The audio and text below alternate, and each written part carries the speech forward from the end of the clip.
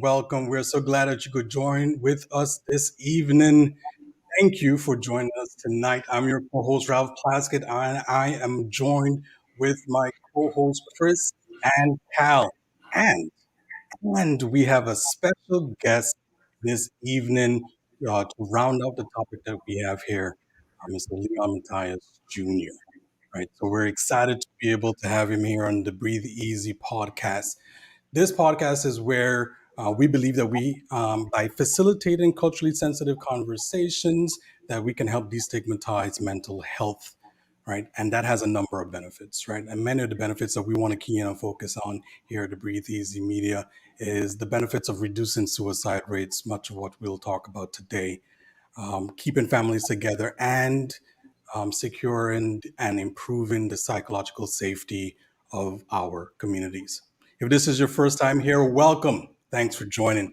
If you're a return guest or what have you, we want to welcome you back. Thanks for coming back and listening to us here tonight. Do us a favor. Go ahead to our Instagram at Breathe Easy Media and follow our page. If you're on YouTube right now, go ahead and like this video. Click on that bell so you can get notifications, and certainly subscribe to our page. And then finally, if you're on Facebook watching this right now, go ahead and follow our page as well. Look, we have a rich show for you tonight. This is kind of a bit of a solemn topic, but for us, it's still kind of exciting to have the conversation with the four of us here. It's a bit of a VI reunion, a Virgin Islands reunion, and we're always excited to get together with our Virgin Island folks. So it's super excited about that, and super excited to be able to shed some more light on having conversations about suicide awareness, certainly in the military community, which is what we're geared towards here today. But before we dig into that conversation and that richness that I know we're going to have here, I'm going to pass it over to Chris for our traditional heat check.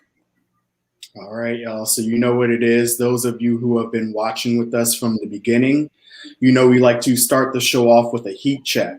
We cover 3 different areas on a scale of 1 to 10 and how we're feeling in those different areas. So in the area of family, the area of business and or work, and then mental. Who wants to kick it off this evening, gents? Yeah, I'll go ahead and kick it off, man. So it's not only is it a VI reunion, it's an All Saints reunion, right? straight from high school. So yes, sir. Yeah, right. That's a blessed thing to be a part of. So as far as I'll go ahead and start with business. Business right now for me is a 7. It's and then as far as like the next thing for me too is family. Family, we had an 8. But mentally, I don't even feel close to a 5. It's probably more like a 4, right? Last week I got some terrible news, related to the topic. One of my friends that I deployed with ended up, taking his life, right? And this is the 3rd person from the the unit that I deployed with that's done this, right? So a lot of different emotions going through me right now. And then I found out on Tuesday that one of my coworkers ended up taking his life on Friday. So it's quite a bit of stuff that's going on with me, like emotionally. It's it's almost to the point where it's like, why most, why no, like what's the signal, like what's going on, right? You have these things happening. You see like the world is slowly getting back to normal with things opening up, and you wonder if COVID is part of it, if it's perhaps getting engaged or reaching out to reaching out to your friends and coworkers to talk to them. You have some type of sense of guilt that comes into play, but yeah, this isn't like an amazing feeling. So I'm kind of really excited that we have the topic tonight, so we could talk to Leon to get his take on on this experience and what's going on. Yeah, I'm sorry to hear that, Cal. Yeah. On both fronts. Heat check wise, for me, I'll go with business. Business has been work has been good, busy, a little stressful. So I'll rate that as a 7, just for the stress that's there, some expectations that need to be fleshed out there. For family is doing well. The kids are growing, and that's always something that puts a smile to my face. My son, he's really eager into reading now. So I'm going, I'm like, score. He wants to read all the time now, and we're spending money on books, and it's never a bad thing to spend money on books, right? So we're excited about that. And then, mentally, just with everything going on, right? I'm certainly I feel good personally, but I hate to see my friends, my family, and my people hurt, right? So that takes a toll as well. So I'll rate that as a 7. Well, Ralph, at least you're not spending your money on no virtual toys. Been there, done that, right? Been there, done that. At least it's like a book like they could like hold or like touch or like get some information from, like, right. All right, so I'll go next. Business work for me right now is at a 6. And it's interesting because I just came back from vacation, and work was waiting for me when I got back. All the work that piled up with those days that I took off, I started, taking care of today. So I'd say that's at a 6. It's just a lot of to-dos, a lot of checklists, things that need to get done. Family right now, I would say is at a 6 as well.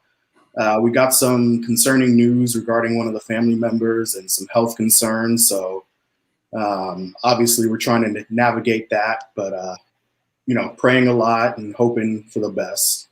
And then mentally right now, I'd say I'm at a 7. And it's interesting because every time I come on here, I feel like that's an extra two points right there just for linking up with y'all, especially having Leon tonight. He was a staple in high school, someone I definitely looked up to, and obviously doing great things in his life. So excited to have him on as well. Leon, you want to venture into a health check, or how do you feel about it? Yeah. No, I definitely, it's definitely good to, well, first off, just thank you guys for having me tonight. It's just awesome to see all these familiar faces on one screen tonight, but I just wrote down a couple of things to go through your heat check here. So I would say for business, for my profession, being in the military, I think I'm at about a 7. Had a recent change of man, recently moved, and then just trying to, it's always a turbulent time in moving from one location to the next and trying to get settled for the next job. Family-wise, everybody's happy, healthy. A little stressful still with the whole move and getting settled, but I would say we're at probably about a 9 for family. And then mentally for myself, I would say about 7 as well. A lot on my plate in terms of just, like I said, new location, trying to make sure the family's settled. I'm taking, 30 days off of work. Just make sure everything is settled before jumping back into it. Definitely this conversation is definitely needed, and definitely look forward to the conversation. Appreciate that. Don't you just love working for the federal government? You get those like 30 days off. It's like it's so unheard of when you become a civilian, you know. Yeah, anywhere else, right? The 30 days off. Well, I mean, unless you're in Europe, right? Because those cats can Good be, point. I mean, those cats, that Yeah, and APAC, man, they got Yeah, it good. but if yeah, it anybody balances deserves it the itself most, out. is military does. Yeah, Yeah, it balances itself out because when you're gone for a full year, it's like you're gone for a year. You know, that's hmm unheard of. So it all yeah, balances itself out. True yeah. that. True that. Well, let's roll into it, Cal. Do the disclaimer, and then we get into this awesome conversation. All right. So this content is not intended to be a substitute for professional advice, diagnosis, or treatment. Always seek the advice of a mental health professional or other qualified health provider with any questions you may have regarding your condition. Never disregard professional advice or delay in seeking it because of something you have read or heard from our podcast. If you are in crisis or you think you may have an emergency, call your doctor or 911 immediately. If you are having suicidal thoughts, call 1 800 273 8255 to talk to a skilled, trained counselor at a crisis center in your area at any time. If you're located outside the United States, call your local emergency line immediately. Breathe Easy Immediate is not a direct service organization. Breathe Easy Immediate does not recommend or endorse any clinicians, counselors, psychiatrists, social workers, physicians, products, procedures, opinions, or other information that may be mentioned on our podcast. Reliance on any information provided by Breathe Easy Media hosts, Breathe Media Easy guests, or others appearing on the Breathe Easy Media platform is solely at your own risk. All right. So, Leon, again, thank you for joining us this evening. I'm going to go ahead and give a short bio. So, hometown, obviously, USVI, and for the stateside folk, that is the United States Virgin Islands. You're married in 2007, blessed with 4 kids, and you were commissioned as an Army officer in 2004. Currently stationed at Fort Bragg. Kids wise, how many boys, how many girls? So I have one daughter. She is 11, gonna be 12 this month. Got 3 sons, so a 7-year-old, a 3-year-old, and an 11-month-old. So very, very busy household. Definitely. My, I thought it was. my, I thought I had a lot with 3 girls, but you've one-upped me. So, and I know boys are twice the amount of energy around the household too. So definitely. Yeah, I'm gonna ship mine to you, Chris. So you could get a boy for what, a month? You think a month is good? I'll take them for a year just to have a boy in my household. At least I say that now, right? So the topic at hand is really solemn, right? Cal provided a bit of an introduction of some of his experience just this past few weeks here, and Leon, I'm sure you have experience that you can share. We were talking about when we were looking at our list of things that we wanted to talk about. What was in order here was policing in the Black community. We were going to talk about that this week, and then what happened with Cal and his community. It was too relevant of a topic for us not to have the conversation, given the platform that we have, and certainly coming after Memorial Day. We thought it was an ideal timing to have the conversation about military awareness, suicide, rather, in the military community.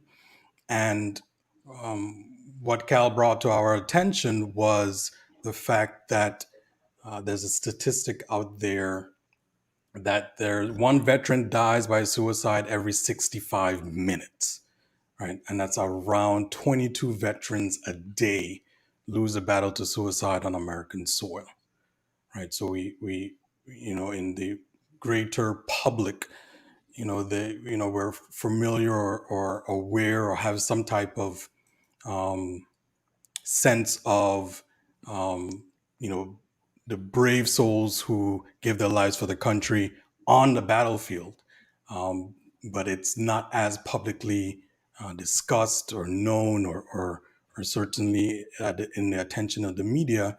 Those who lose the battle to post-traumatic stress, and lose their lives to that. Cal, did you want to give any more context before we start going into anything there? I mean, I think you really kind of lay out the conversation to be had, perfectly, right? Because you look at the statistics about the numbers, and then another thing too that you look at is, majority of the suicides that's happening are males, right? Then there's another fact in there, which about 69% of the suicides that are being done and with firearms. I don't want to get into like a whole other political, topic on that, because but the main thing is, you see the purpose of our podcast is really suited towards men, right, in the community, to definitely destigmatize mental health. And I wonder, like, and in the last week, surprisingly, the two people that committed suicide, one a coworker, the second a friend, are men, right? And then we have this topic that we're talking about to bring some awareness around military suicide awareness, right? I'll tell you one thing, I looked at this other statistic, right, between 2014 to 2020, and I could even go to 2020. About 10% of people prior to joining the military have considered taking their own lives, right? But after or since joining the military, that 10% goes up to about 44%, right? So, and the next thing too is, like, I know it's early in the conversation, but towards the end, I'd like to kind of put it out there that, by getting care from the VA, which I know, Leon, we could go back and forth about the VA and how they handle stuff. It actually showing statistics that suicide rate actually goes down by a small bit, by like 2-3%, by actually having care or seeking care, right? And then on the topic of Memorial Day, right? It kind of frustrates me when I talk to people that have this day off, like, and you come out from a weekend like this, is like, yeah, you enjoyed a long weekend, and yeah, okay, well, the long weekend, like, there's a purpose behind that long weekend, and during that long weekend, I can't tell you how many times people coming up to me like saying, okay, well, happy Memorial Day. There's nothing happy about Memorial Day. Right. There's nothing happy about it. Is an opportunity to reflect on the people that dedicated their lives to serve this country and the fallen, right? And I think we're missing, and I think we miss, like, the whole purpose behind some of these holidays, especially Memorial Day, because that holiday is not anything to be super happy about. It's, one, to be thankful, and two, to just remember people that you had in your lives, especially in the military, that that suffered, whether it could be suicide or actually died on a battlefield, right? So that's my spiel. I'm really excited that we got Leon on here. So yeah, Chris or Ralph, if you want to kick it off with questions, let's go. Well, I'll jump in just to give some context to my experience as well with just the suicides I've witnessed, or not witnessed, but experienced this past year. So in just this past year, I've learned of one Army officer, committing suicide within the last probably 2 weeks, and I've worked with him and knew him very well. And then in my last duty station, another officer committed suicide. He was in the Air Force. Both very senior people. So when I'm saying senior people, that were at the peak of their careers. So for me, as I thought through it and kind of was trying to process it myself, it's just kind of dumbfounded by these senior people, because I think there's sometimes often a stigma of people thinking these are maybe junior service members who don't know better or have more challenges. But yeah, those are the two that come to the top of my mind when I think about the suicides I've experienced these past years, within this past year. I think that's an interesting point that you made there, right? Because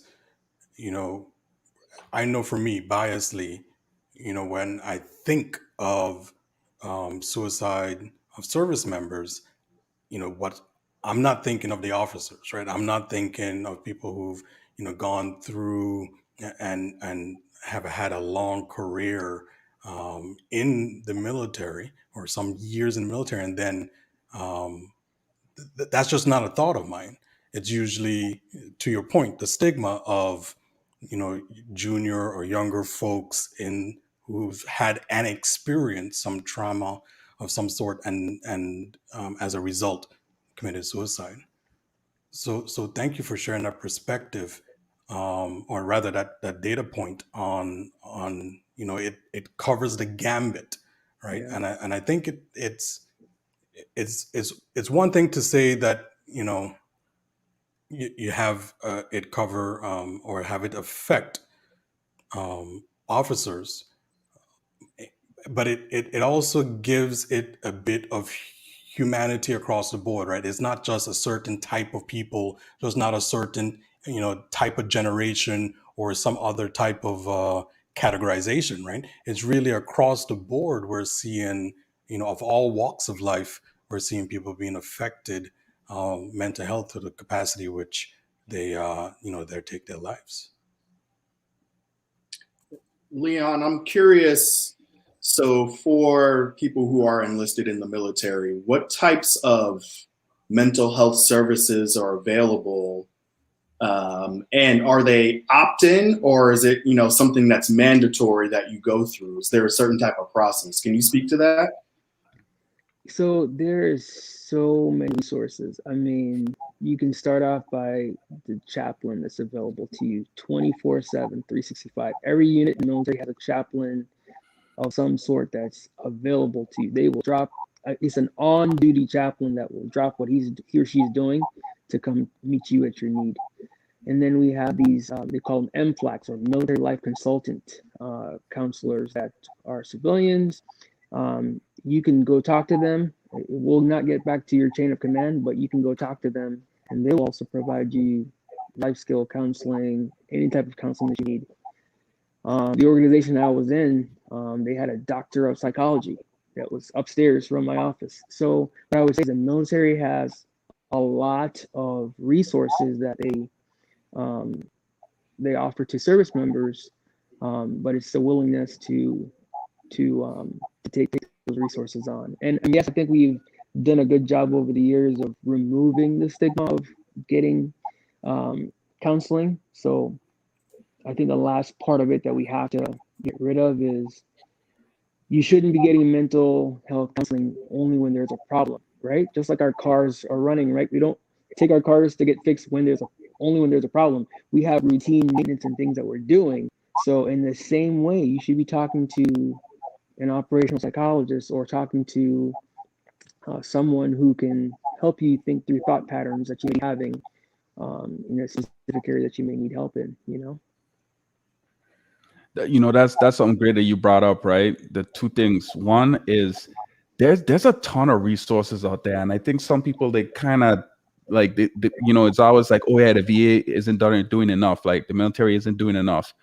I felt, Leon, that there was stuff available, because I can remember when before I went on my deployment, I took you have to take like a survey or whatever. Then when you come after deployment, you take a survey and you give this information of like, so they could keep on record based off of, okay, like if you have any, if you experience depression, anxiety. But for some reason, for me, I would have put no on those surveys, just because like I had a sense of shame in trying to get that out there to admit, because it's like, okay, well, am I sharing some type of weakness, And it's only until until it got to the point where, well, like you said, where it's just you can't, like, it just gets to the boiling point where it's just like you had enough. And I wish that you could get involved early, after these services early, whether or not, whether or not it's like mental health. Yeah, but mental health should be like it should be like a prevention type of service, not to like wait until it's the last moment where you feel like you have to call the 1-800 hotline, right, to get help. So that's why it's like, I get what you're saying, because sometimes it could be misleading to people feeling like, okay, well, these services ain't available. Like, no, they're available. It's just that sometimes you have like that feeling where people's like, they don't feel comfortable, offering that information, to be like, okay, yeah, well, I need help. You're always taught to be independent and be like, yeah, well, okay, figure it out. You don't, like, you got to deal with your own problems. But to highlight what you just said too is that comfort level, right? So, for me, going to go share with some soldiers or service members may feel reluctant to go share with a chaplain because they don't know them, right? Or they may not be comfortable with them. They may not have the trust established with them. And for men, it's unusual. I would tell you, early on in my career, I experienced an attack on a platoon, and some of my soldiers passed away from that attack. You can Google Sergeant First Class Alvin Cash and read his full story. But I would say I carried a lot of survivors' guilt from that event. Here is I've lost these service members who all had families, all had things going on, and here I am, single lieutenant. That loss for them was much greater than my own personal loss. So that was thing that I carried. But for me, coming here to North Carolina when I did was critical. It was getting into those small groups at my church. And in these small groups like we're in right now, that's where you build that trust. That's where you build that comfort level. And so if, Kyle, if you see something in me that, hey man, hey, Leon, you're not really sounding the same, or something's different, you can then be willing to offer something to say, hey, I think you need to go seek some help, or offer some resources to me. So I think what the struggle is the fact that we're trying to do it cold call to all of these different services, and there's not that level of trust. The trust should be built at the lowest level, that small unit level, where that platoon sergeant knows his soldiers, right? That young, lowest platoon they know one another, and they can tell when their partner or teammates not acting like their normal self, and then that should be an indicator that shouldn't be ignored. So yeah, I think it's a level of comfort that really holds people back from getting there to get the resources they need.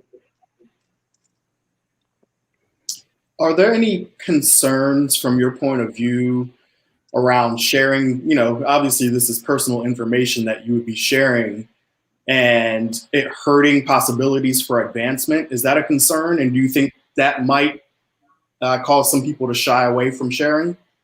Yeah, I mean, it's human nature. I think in the military, like Kyle was saying, it's we join the military to serve, and everybody has this aura about them, like they've got it all together. They've got it all together. They're able to complete their training with no deficiencies. They're able to do everything, and you're pretty much walking around like Superman, right? But we all have strengths and weaknesses, and I really just feel like those persons just have to get to a place where they feel like they can go get the help they need.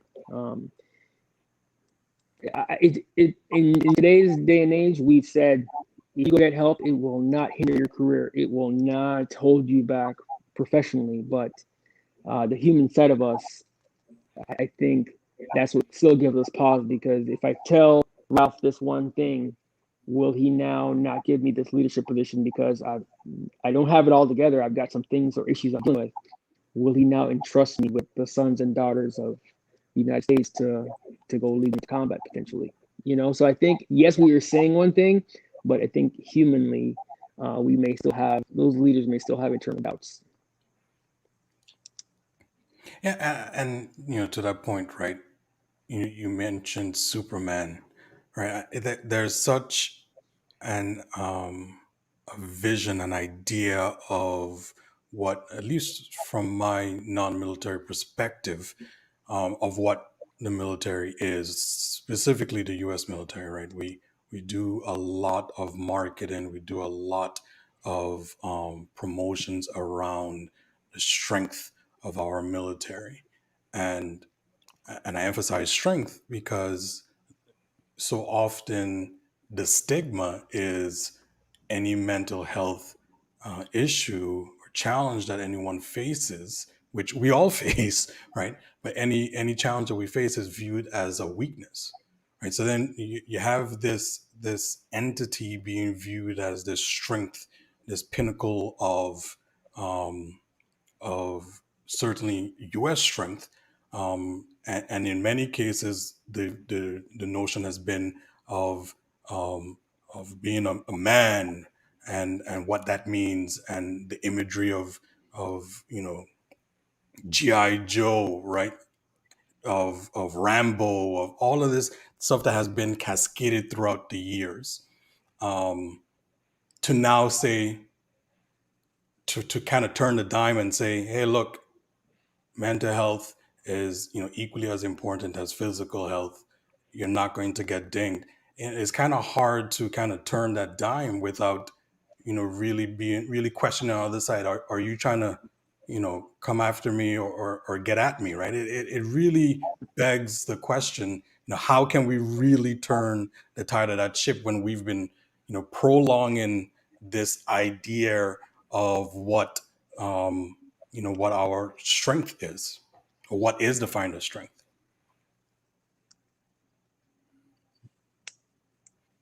Yeah, I Any mean, thoughts to that? I think yeah, the whole idea of strength is still around, for just the military. It's the movies that are made are all based on those ideas of courage, duty, honor. Yeah, movies definitely won't sell as much if you're talking about these serious topics like suicide and I mean some of them. There's some movies out there like that, but for the mass amount of movies that are made about the military, it's the heroic war, story, talking about some huge campaign where we kill all the bad guys. Um, but when it comes to I think it's gonna this the whole stigma of mental health in the military is gonna take some time to truly um, for us to truly figure it out.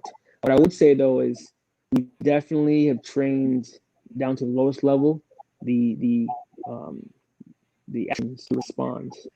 Um, so if I encounter someone that I feel like is showing indications of suicidal ideations, I immediately jump into that battle drill where you don't leave by themselves. You basically escort them to either medical facility or to your unit chaplain or to one of your unit leaders, and then make sure that they get into the hands of someone that can help them.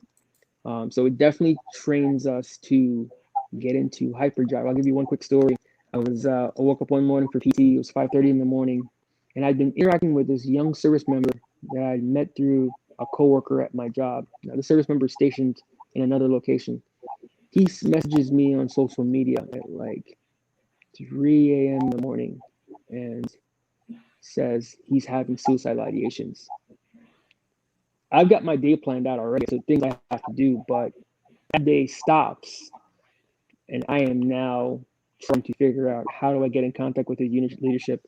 I'm reaching out to my coworker to find out where he is and get his number, and I'm on the phone with him now and talking, and I'm who's your NCO, and I'm talking to his NCO. You need to go to his room right now and get him to.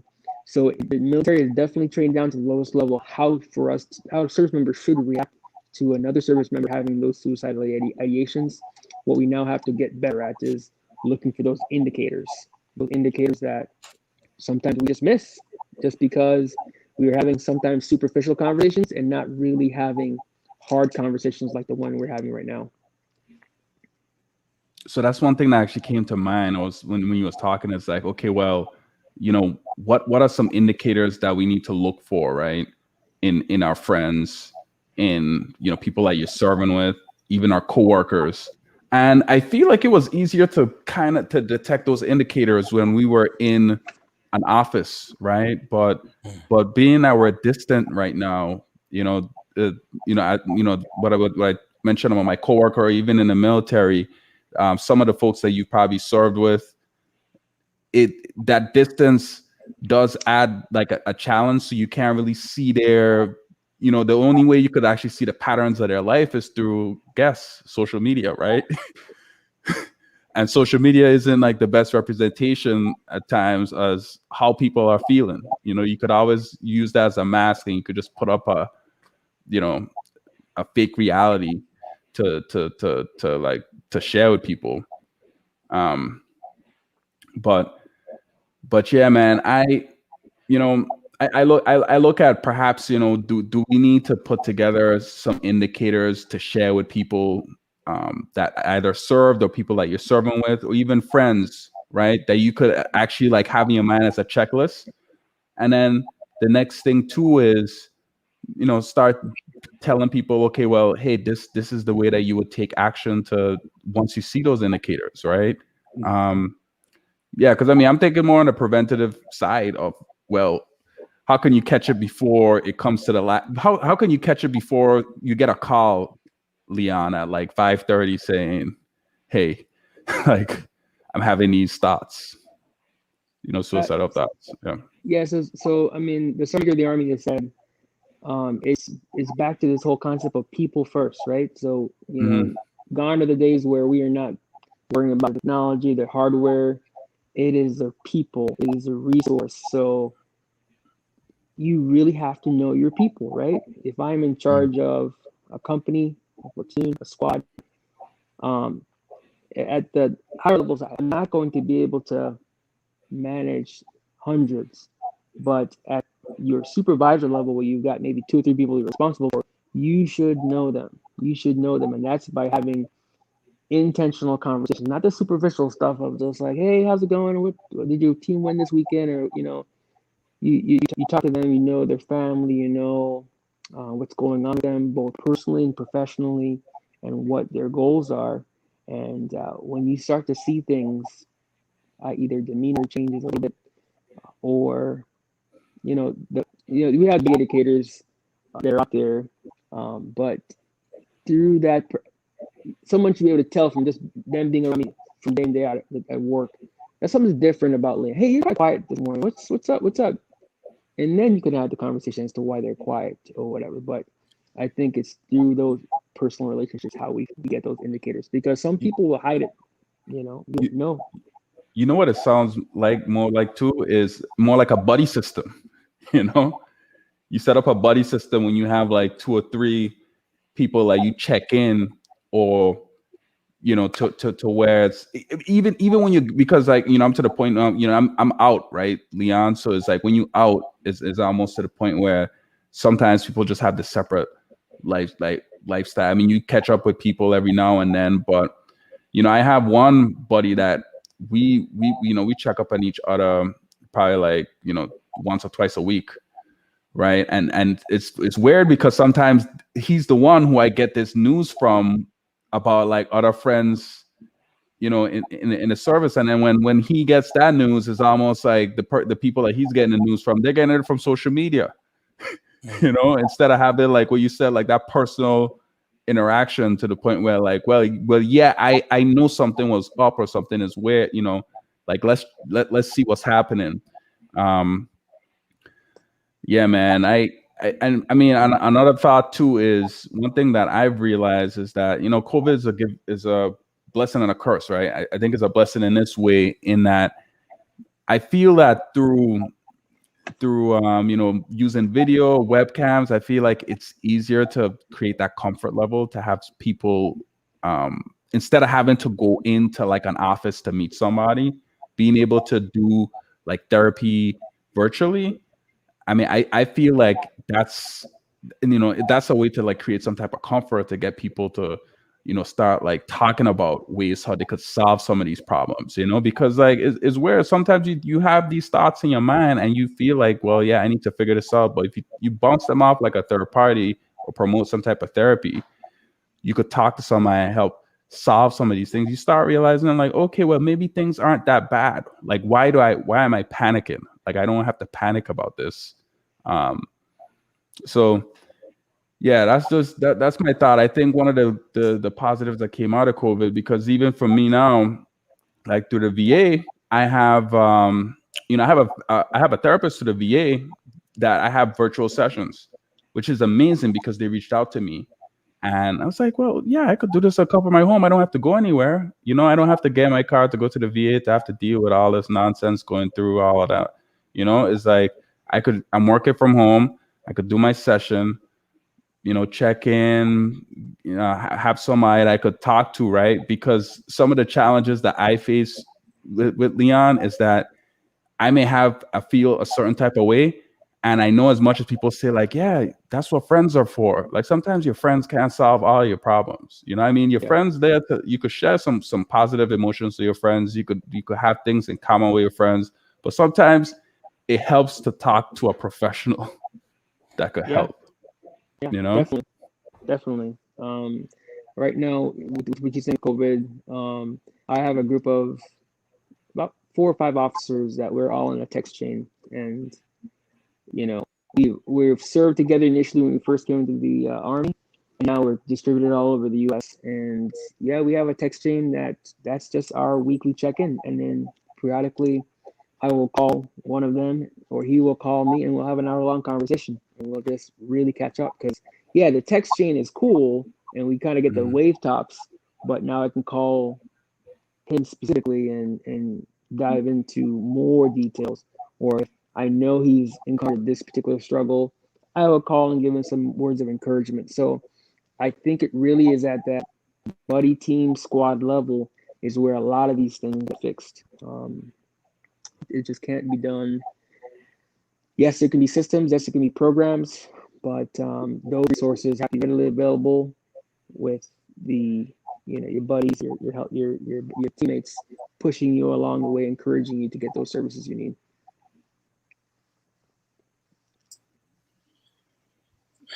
How do you, when you go through something like this and losing someone that you served with, in your opinion, what's the best way to deal with it?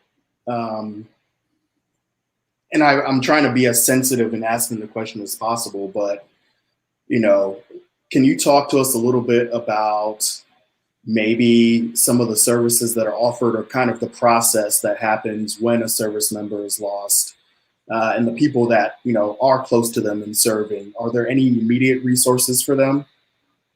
Yeah, so generally speaking, when a unit goes through a loss of some sort, a report goes up to the higher quarters, and then, chaplains are made available, counselors are made available to all the unit members that either knew the individual or had a close relationship with them. So resources are now surged to that organization. For the one particular officer that I can think of that I served with at my last duty station, pretty much the unit stood down for the day. When I say stand down, it just means no unit activities were happening because of this significant event that has happened. So now, I'm not focused on work. I'm not focused on flying. I am literally just focused on, hey, my teammates to left and right. Because, sometimes they talk about suicide clusters. This person took their life, and now other people who may be thinking about it may start to have similar ideas. So resources are surged to the unit. We make sure people are talking. We have group sessions. You have opportunities for individual sessions as well.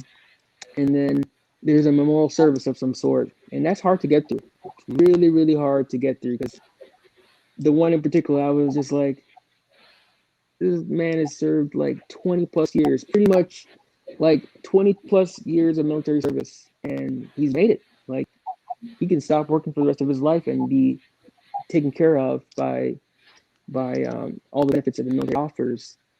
Beautiful family, beautiful children, and it's just hard to really put to mind how or why you're trying to figure out why. You spend a lot of time figuring out why, but for Cal, think of like a battalion commander committing suicide. He is Wow. organizational leader for hundreds, you know, and that person Yep. commits suicide. So you know it's going to have impact, because for that young service member, Elon, who may think, if he doesn't have it all together, I don't even have a chance, you know? So the military has a way or a process to deal with it. But again, I think it all boils back down to people first, you know, individual conversations that must be had, you know, one on one to really sort through those feelings. For the one officer that I lost 2 weeks ago, can y'all still hear me? Okay. Yeah. Okay. For the one officer I heard, I called my good buddy and said, "Hey, what's going on? You know, you're talking 25 plus years in the military, like, you know, what's going on?" And so we talked for a bit on social media, and kind of checked in on each other just to make sure we were okay. But it is, you can come to, I would say you can become a little bit numb to it, because in that time period you're just kind of stuck with, like, why, like, what could have been going on, what could have been so hard. But the military has a battle drill, unfortunately, to deal with these situations. But to truly get through them, it's that one-on-one individual relationship that must be made at the lowest level. Do you feel like, in a sense, it's become normalized throughout the military? Like, I don't know if expected is the right word, but maybe anticipated, and it's, you know, a known thing that's going to happen. I mean, I think at large, why the military puts so much emphasis into it, because military life is stressful. It really is stressful. There's the highs, the lows of training and being able to accomplish tasks, and being able to travel around the world. But it puts a different level of pressure on you and on your family. You know, Ralph, imagine telling your wife that, "Hey, sweetie, I'm gonna go to this place for a year," and then, "Hey, sweetie, I gotta stay for another year. We were planning for this 1 year. I gotta stay for another year." Just think of the Right. stress that's being put on the family. And if you don't have ways to deal with it, you quickly can become overwhelmed by it. So for me personally, the three things that kind of keep me focused in the right direction, and Ralph, you know this: faith, it's my family, and it's service. You know, those three things are my guiding lights. So whenever something's out of tolerance, you know, my wife can provide some of that honest feedback at, "Hey, you're spending too much time doing this. We need to give a little bit more to the family side," and making sure that all three are balanced. Because if you're doing way too much service and ignoring your family, you're gonna suffer. If you're doing way too much family and not doing your military service, something's gonna suffer. So just finding a good balance or equilibrium amongst all three. Those are the three things that the survival skill that I told you about earlier on. That's what has helped me stay on track. You know. And I think that's key, right? I could never tell my wife we're gone for a year and that be a conversation that's easily had, much less the duration of the year and how that all engages and the emotions back and forth. I mean, shoot, I said I'm going on a business trip for a week, and and things like, okay, how are we gonna make this thing work, right? So I definitely understand that perspective, or rather, for me, a perspective in real life for you.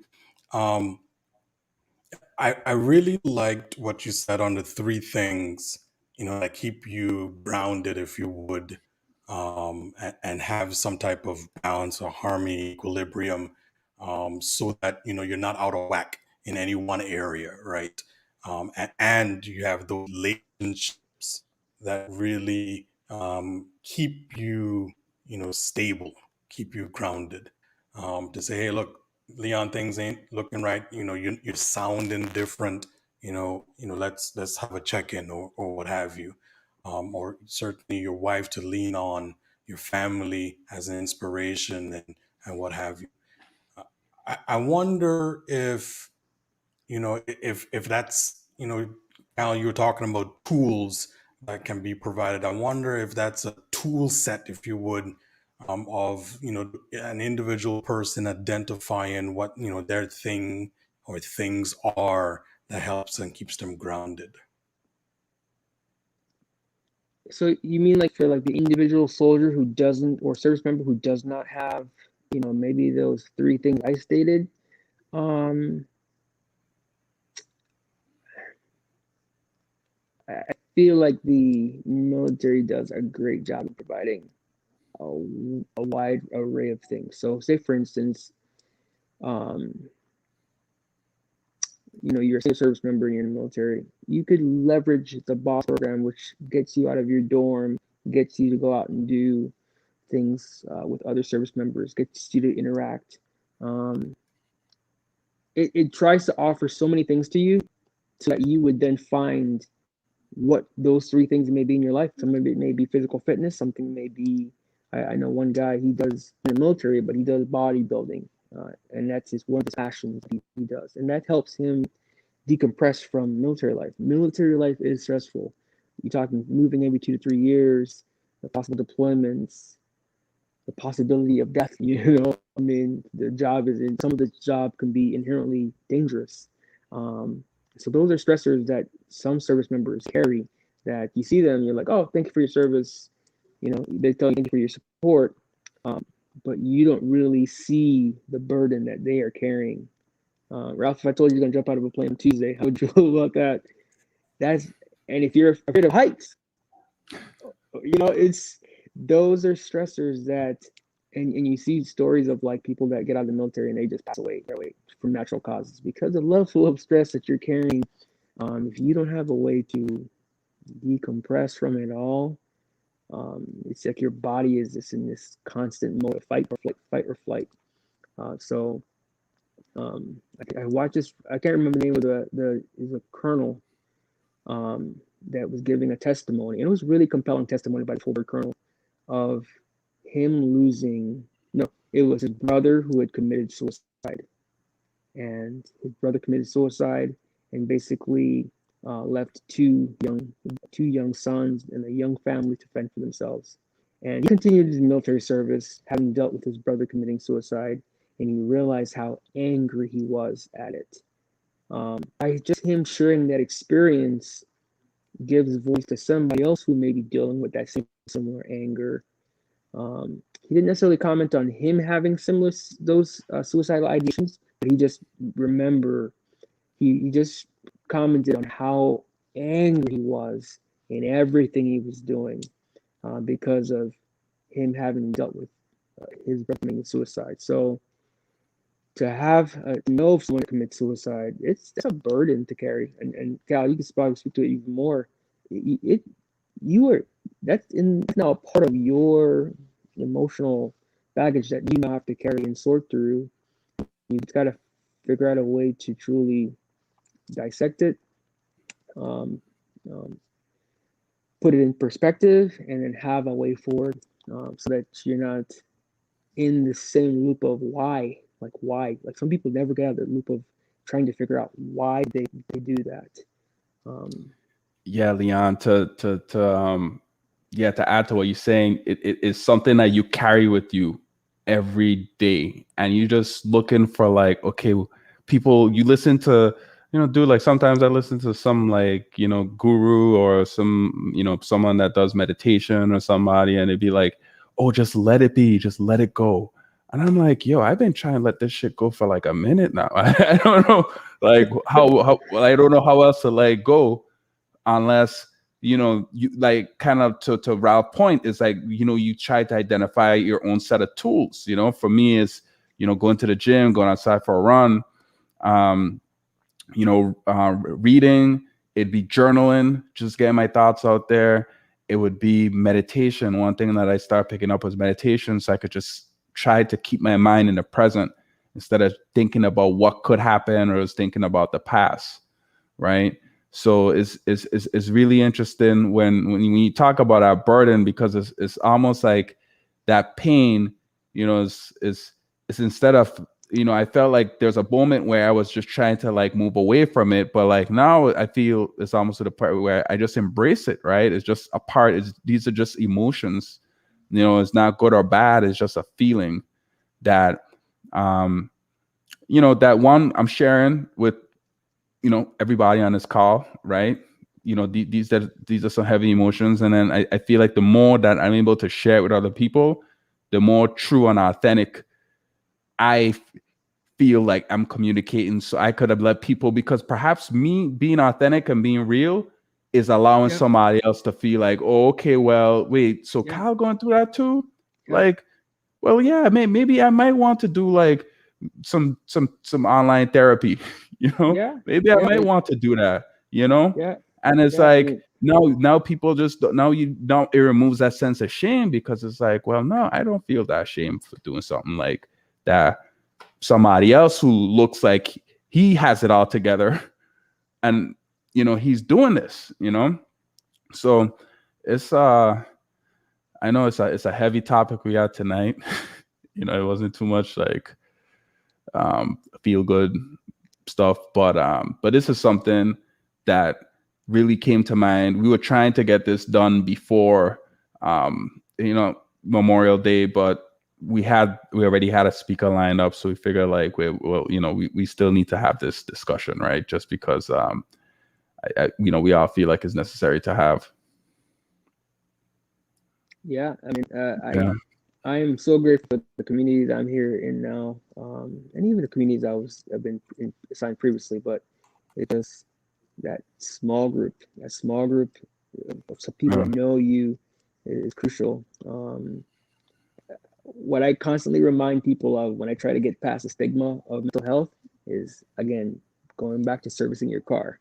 You don't wait till you're going up the road to wait for something to break before you get it fixed. You go in, and the mechanic's going to tell you 3 or 4 things that need to be fixed, and you have to prioritize those things and then go and get the help that you need to fix those things. It's the same exact thing for your mental health.